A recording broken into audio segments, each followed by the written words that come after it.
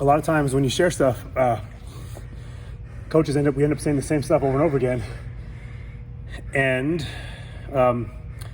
I think there's a certain tendency with students to kind of blend it out. Anyway, hey guys, Coach Matt Smith 2.0 from, if you know me that way or whatever, Calisthenics Jiu-Jitsu, Flow Theory Jiu-Jitsu, Flow Theory Grappling, and Condition 1 Combatives coming up next. So I'm here training with Eugene. We just had a nice training session.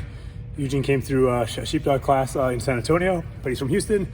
Came up to train with me here at Flow Theory, and we just finished, got some good rolls. It's nice warm, got some sweat going. And he had a great question, and I want to give this answer. And the thing is, I give this answer a lot, but I think, like I said, when you hear the same stuff from your coaches, I'm sure other coaches give this answer, and it's easy to drown it out. But this is a really, if I could learn this as a blue belt, this is like a very profound answer in my opinion. So Eugene's question was, if I got you right,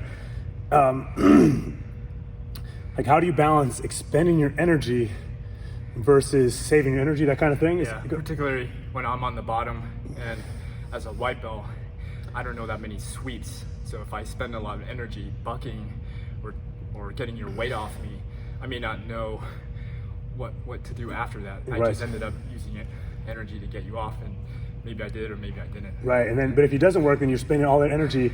You're trying this move, or you're trying to. How much should you save energy versus how much should you just should you go crazy to get out, or should you try to save your energy? Right. And the answer is kind of even bigger than just like from the bottom of mount, but I think the answer is it's kind of like affects all your jiu-jitsu.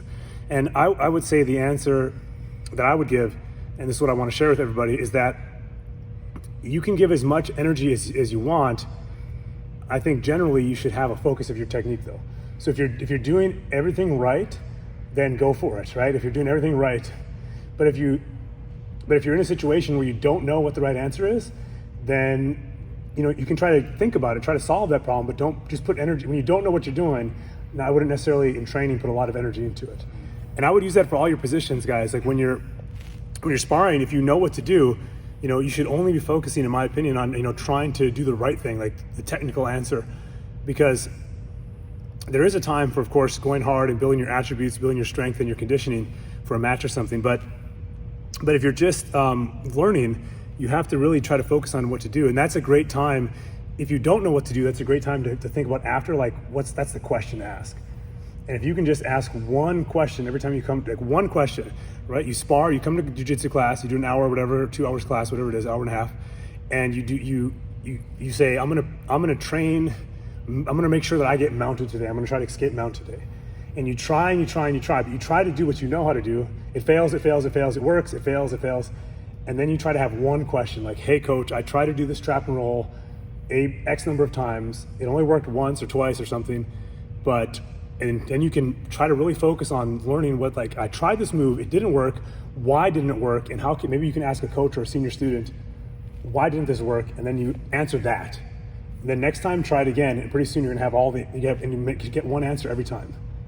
If you can come, of course, if you can do more, that's great. Some people have a great brain and they can just come up with like 8 questions after a roll. But as a beginner, I think if you can have one question after a roll or after a session, and you kind of have to almost pre-plan that before, like say, I know that we're gonna work escapes this week, so I'm gonna work on this escape. And then if you can dial it in, so you know that when you roll, you're gonna make sure, like if you're working side escapes, you better make sure you get in the bottom side, right? And then try to work that escape. And then if it fails, where and why did it fail? And then that's the question. It failed. Why and why? Get that answered. And then you close all the gaps that way. Makes sense. So that's for every technique. You should always have a focus, in my opinion. Have a focus of what you're working on, and then take note of when that doesn't work.